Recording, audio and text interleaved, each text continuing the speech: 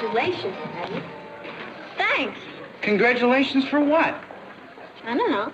Hey, how about a movie tonight? There's a new horror picture at the Ritz. I'll see if I have enough money. Let me know. Congratulations, Patty. What'd I do? Maybe you want a sweepstakes or something. Let's see what the jungle drums are saying. Hi, Patty. Congratulations. What are you talking about? Haven't you heard? You're up for the presidency of the Girls' League. Me? I nominated my cousin Kathy. Kathy made it, too. How about that? You and Kathy are running against one another. Oh, no.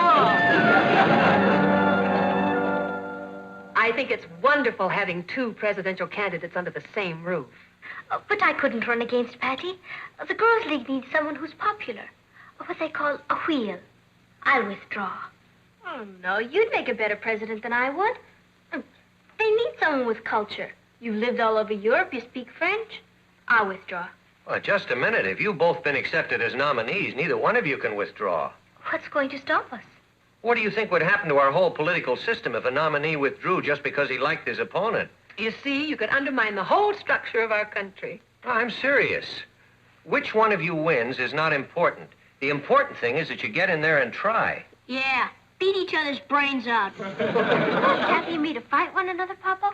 I'm not sure this is such a good idea, Martin. Well, there's nothing personal in it. Politics is a healthy form of competition. I've covered hundreds of campaigns.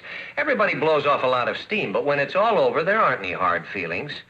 When you girls were accepted as candidates, you were given a responsibility to campaign to the best of your ability. Well, you owe that to your schoolmates, both of you. When do you two make your speeches? We're supposed to fire the opening guns in our U.S. history class tomorrow. If you get elected, can I get in on the graft? Boss, doesn't the honor involved make any impression on you? Only the graft.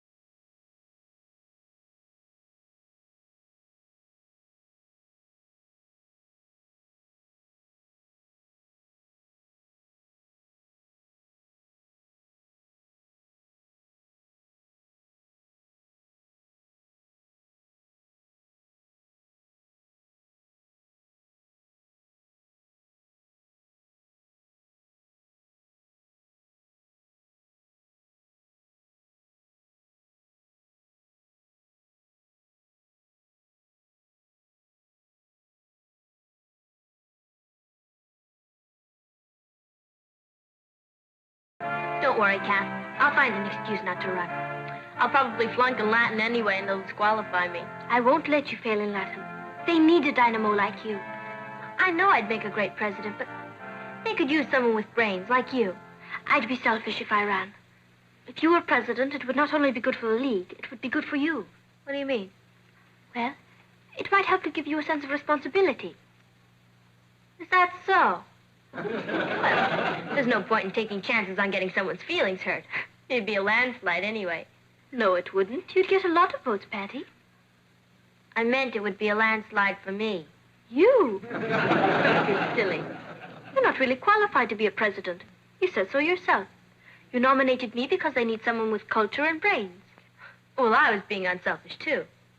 I nominated you because I thought if you became a little more social around the campus, you might be able to get a date for the mashed potato ball. I can get a date any time I like. There's just no one I care to go out with. I nominated you because I thought it might help you to grow up. I thought it was time you had a little more on your mind than milkshakes and Richard Harrison. Not necessarily in that order. Oh, really? All right. You just got yourself an opponent. I'm not much of a speaker. In fact, I'm not much of a politician. My esteemed opponent, Patty, is a wonderful girl. And she is a go-getter. The trouble is that when you want her to get, she's usually too busy going. It all depends on what qualities the Girls' League wants in a president. If you're looking for someone who can do the bossa nova and the baked potato, vote for Patty. But But if you want someone who isn't flighty, someone who will dedicate herself to the tasks at hand with intelligence and integrity, then I ask that you vote for me. Thank you.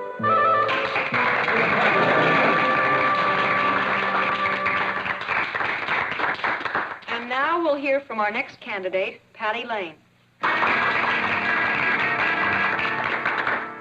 Thank you, Kathy. Well, at least I know the difference between the mashed potato and a baked potato. One is a dance, the other is a vegetable. One of the most important functions of the Girls' League is to set up extracurricular activities for its members. Kathy's idea of having a ball is to play chess all night. If you want chess and classical concerts, elect her. But if you want a program of real fun, elect me.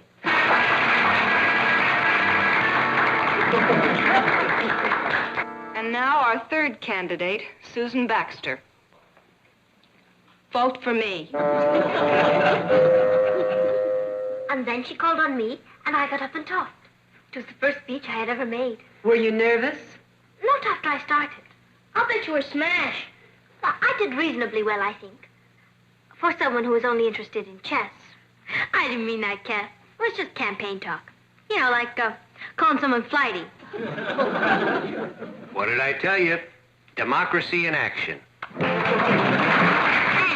if I'm elected president of the Girls' League, I pledge to fight for more student dances. We need more guest speakers. We want more freedom in our choice of clothes. I say we should be more concerned with curriculum than with clothes. Kathy's been living in Europe. Maybe she'd understand our problems better if they were in French. I have a straight-A average. What is Patty's answer to that? Who wants a grind for president? In 2 years, we will be going to college. Let's not elect a president who has milkshakes for brains. The Girls' League should support our school sports. If Kathy is elected, we'll all be tripping over cricket wickets. Vote for me. Quo vadis, Richard? Great, Patty. Of course, it's still pretty early. You know what I think we should do? What? Set up a regular campaign headquarters, the way they do in the national elections. Crazy, Richard, with buttons and stickers and everything. That's a ticket. And I know just where to set up headquarters. Good morning. Yes, again. Good evening. Don't look now, but I think World War III has just broken out.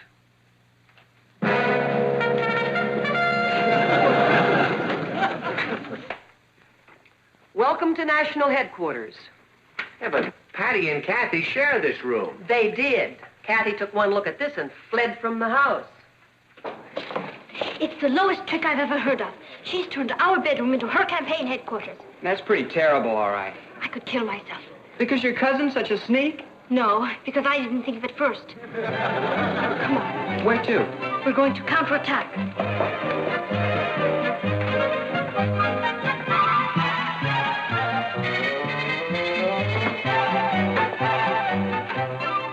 Can I help you, Kathy? You've already helped me by letting me have your room, Ross. You're certain you won't mind sleeping on the couch? For 50 cents a night, I'd sleep on the roof. Are you sure Conrad Hilton started this way? The banner's up. Good. I wonder what the sneak is up to. I wonder what the sneak is up to. They've got the banner up. Never trust a relative. Gee, Patty, you practically threw her out of here. She had to go somewhere. Whose side are you Well, on? yours, only I hate to see women go to war. At least men are logical. I wish I knew what she was doing. What's the difference? It's just good strategy to know what the enemy has up her sleeve. Hi, group. Say, what do you hear from the White House? And you. You gave her your room, you traitor. That's a lie. I'm renting it to her. Ross. Yes, Mr. President? How'd you like to be a spy? I'm too young to get shot. For $1? You just bought yourself a spy. Who do I shoot? I can't get into Kathy's headquarters, but you can. Gee, I don't know, sis. All you have to do is let me know what's going on in there, what she's planning. I'll take my money in advance. Richard. Give him $1 for me, will you? I wonder if campaign contributions are deductible. Now, I want you to get me all the information you can. I feel like Mata Hari.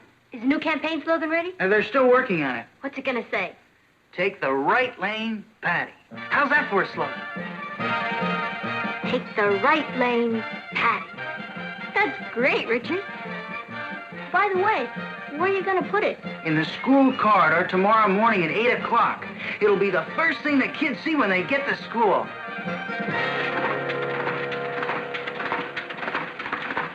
Hi, Tenant. What are your plans? We're going to have a rally at noon tomorrow. How many yells in rally? Tomorrow afternoon, we can put up the campaign posters. We can do it as soon as school is over. Tomorrow afternoon will be too late. What? Nothing. Do you know what we lack? A good, effective campaign slogan. Kathy? Yes, Rod. How would you like to hire a counter spy?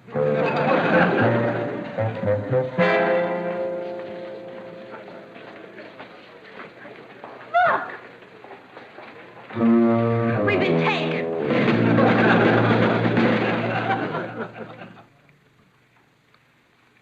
Would you please ask Kathy to pass the salt? Kathy, would you pass... Aren't you talking to her? I'd rather not discuss it. Then I'm afraid you'll have to try a salt-free diet. Would you please ask Patty to pass the bread, Uncle Martin? Well, even in national presidential campaigns, the candidates still talk to one another. But they don't call their opponents spindle-headed bores.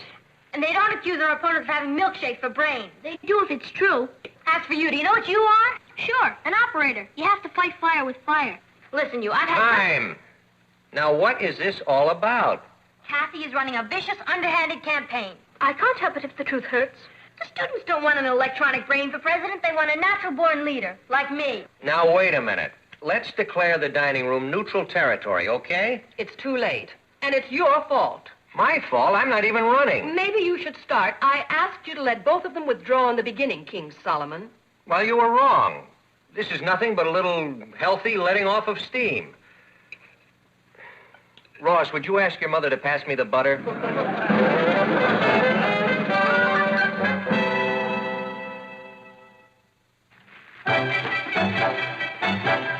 Couldn't you sleep either? No. There's too much political tension in the air. I'll fix that for you. Oh, thanks.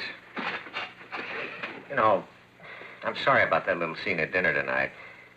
We both acted like children. You know, it's really ridiculous of us to worry about the girls. They love one another. I know. They couldn't be closer if they were sisters. I know. Well, what are we so worried about?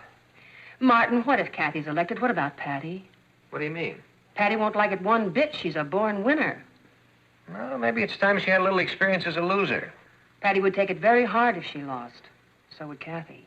Oh, look, Natalie, I've covered hundreds of campaigns. This isn't a smoke-filled caucus room. These are two sensitive girls competing with each other, and they're beginning to beat each other's brains out.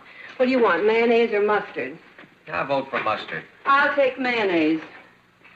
I heard on tonight's grapevine that Richard's going to take a straw ballot. How'd it come out? Ross doesn't know yet. Ross, he's your grapevine? Don't laugh. I think there's a good chance Ross could come out of this election a millionaire. Martin, what does a straw ballot mean? Well, if Richard's handling it, I don't think it means anything. How could anybody win with Richard running their campaign? I think he's a sweet boy. Well, I didn't say he wasn't. He just shouldn't be running anything. Isn't it terrible? I don't even want to hear what the results are, period. I don't even know who to root for. Oh, we're being silly. Now, it looks like a big problem now, but in a few days we'll be laughing about all this. Are you sure? I'm positive. The election will be over, the winner and the loser will be buddies again, and all of these attacks on each other will be forgotten. You just wait and see. Here's your sandwich. I'm not hungry. Neither am I.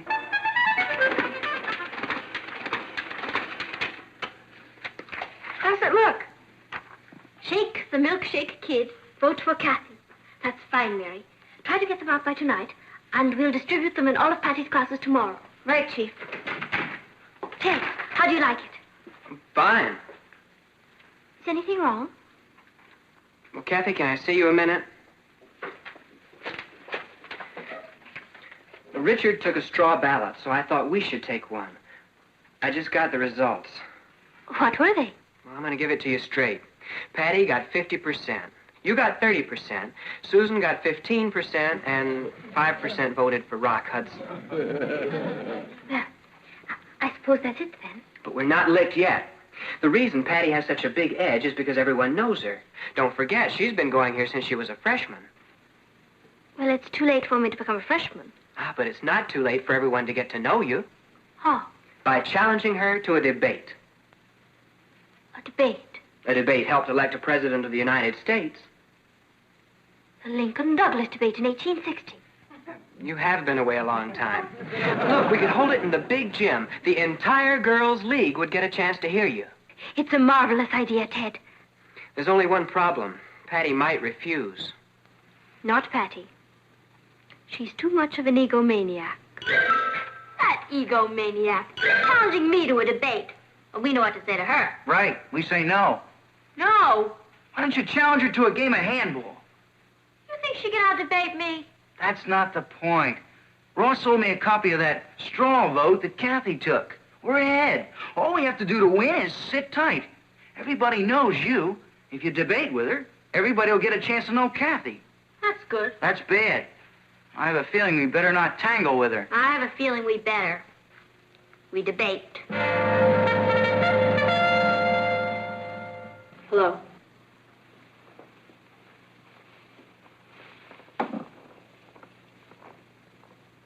I just wanted to let you know I accept your challenge. I knew you would. I'm only doing it to give you a fighting chance. I've already won the election. If you're referring to that straw ballot of Richard's, it doesn't mean a thing. I bet it would if you were winning. I suppose it would. I shouldn't have said that. You were right. What's a straw ballot anyway? Especially with Richard taking it. I wish we had never gotten involved in this, Patty. So do I. This whole thing's gotten bigger than both of us. It almost seems as though you have to be mean to win. That's politics. Well, it will all be over soon. Yeah. Gee, this is the first friendly conversation we've had in a long time. Feels good. I know. Patty, perhaps we shouldn't go ahead with the debate. I thought you wanted it. I did. But now I think I'd feel better if we didn't go ahead with it. All right, if you're worried about it, we can call it off.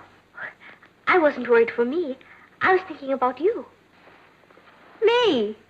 I never told you this, but I was the debating champion of Mrs. Tuttle's of Mountain Briar. Well, this isn't Mrs. Tuttle's of Mountain Briar, cousin. This is Brooklyn Heights, my territory. I was only trying to help you.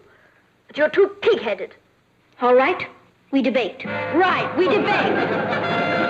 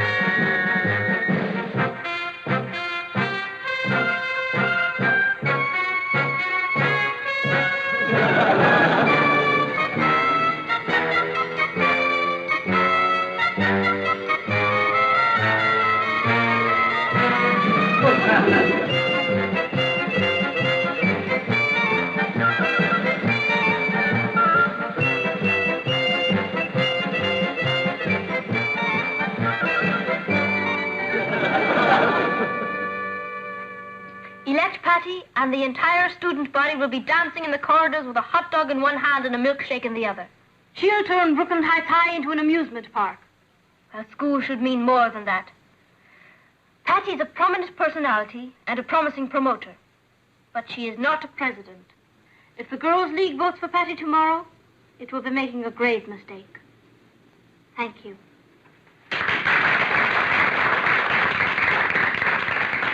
And now for her summation, Patty Lane.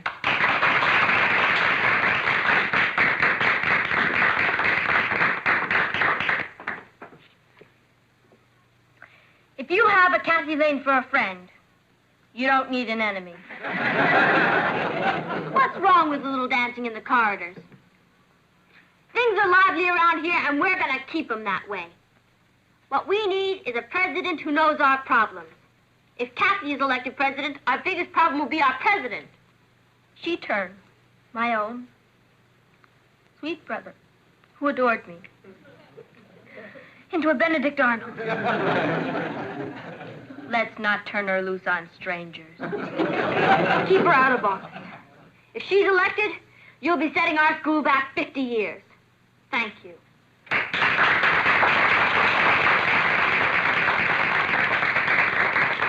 And now for the summation of our third candidate, Susan Baxter.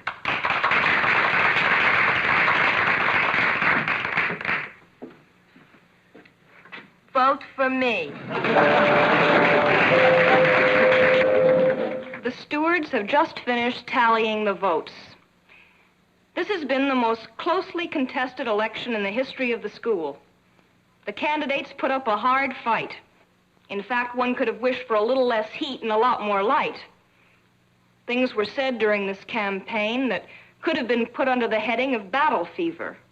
Now that the election is over, I hope these things will be forgotten and all the bitterness put aside in the best tradition of American fair play. And now, let's see who the new president of the Girls' League is.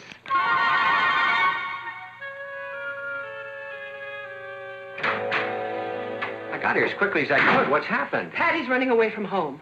Well, how do you know? Come upstairs. There. Why would she do this? Kathy must have won the election and Patty couldn't face it. Where is Patty? I can't find her anywhere. I phoned you as soon as I saw this. I've heard of bad losers, but this is ridiculous. There's a lot of bitterness between them. Patty always felt that she's the more popular. It must have killed her to have Kathy show her up. Well, it's time Patty found out life is not one big popularity contest. Write it to her when she gets settled. We better hurry with that suitcase. It's all ready. Hold it. How could you do this? I might have known you were mixed up in this. Young lady, you are not going anywhere. What are you talking about? You and Kathy, you are going to sit down woman to woman and settle your differences. There's no point in that. We both... Oh, yes, there is. You both belong here. Of course we do. Then you'll stay? Sure, Papa. That's my girl. Boy, you sure have an emotional family. Hello. Say hello. Hello. There, that's better. Better than what? Cool it. Now, Patty and Kathy, we were a very happy family before this election, and we are going to be a happy family again. Now, isn't that what you really want, both of you? Sure. We never... Good. Now, just because Kathy won the election, you can't... I didn't win. You won, and you're still I going to didn't run... win. You didn't? No. Kathy and I knocked each other out of the box. Susan Baxter won, the dark horse. What about the suitcase? Yeah, what about it? Listen, I don't mean to be a nag, but we better get it down. That truck will be here any minute. Truck? The first thing Susan did as president was start a drive for the Salvation Army. We're contributing all our old clothes and things to it. You mean you had no intention of running away? Of course not. Kathy and I buried the hatchet. And each other, but we buried it. Well, I told you it would be all right. Don't you know you couldn't dynamite us out of here? Where else would we find a family like this with color television? Come on. I'd better get ready. Ted is taking me to the mashed potato ball tonight. Oh, I'm so proud of him I could burst.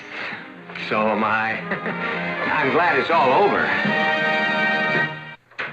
Hi, group. Boy, have I got good news for you. Guess who got nominated for president of the 5th grade?